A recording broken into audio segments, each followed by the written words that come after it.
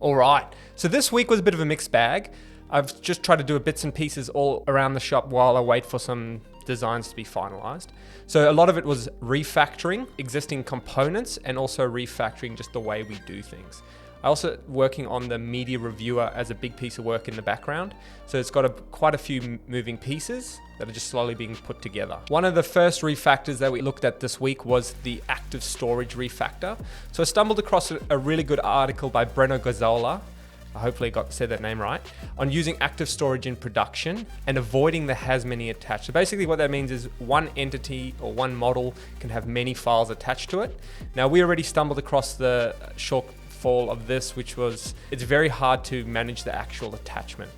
So Breno said that it's probably best to use, if you're going that way, try and create a model for that file. So in our instance, we had thumbnails and also files. So we now created models for a thumbnail and also file.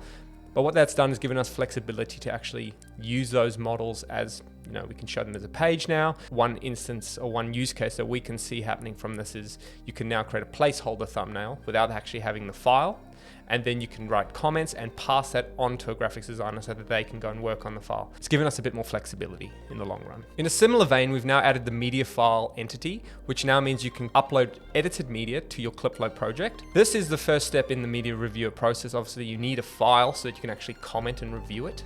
So we've now done that, and you can start uploading those files. We're using FFmpeg and active storage to actually show a thumbnail of the file as well, which was quite cool to see in production, which I haven't done before. So that's a nice little library, obviously, if you haven't heard of it, FFmpeg for working with video and media. Now, because we are hosting video files on S3, we needed to add a CDN in front just to make sure that streaming works really well and it's not laggy. So we're using AWS CloudFront for this.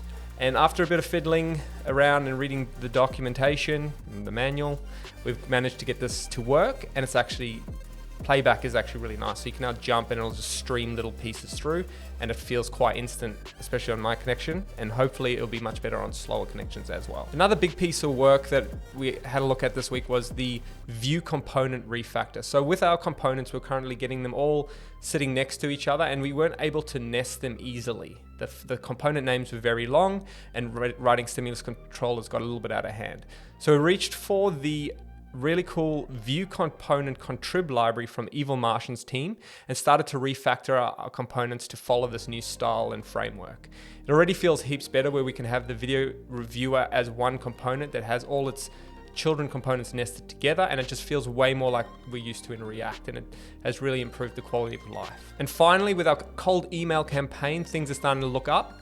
We're trying to aim for about 25 emails a day, and it seems like it's actually working quite well. So we are getting now between 30 and 60% open rate on our campaigns for a cold email, which I think is quite amazing. And we've got about a 4% reply rate. So people are actually interested in using Clipload and just straight from cold. So very impressed with that. We just need to keep grooming our email list. Obviously, we just want to make sure that the first names are the right names. A lot of times when you get email lists, they're not correct, and that's an instant, especially for me, if I get an email and someone's used my last name, it says hi grief, instant delete. But so we're making sure that we're not doing those mistakes and actually spending the time, which it does take a lot of time, to find the person's correct name and then email them using that. So that's it for this week. Hopefully you guys crushed it, and we'll see you next week.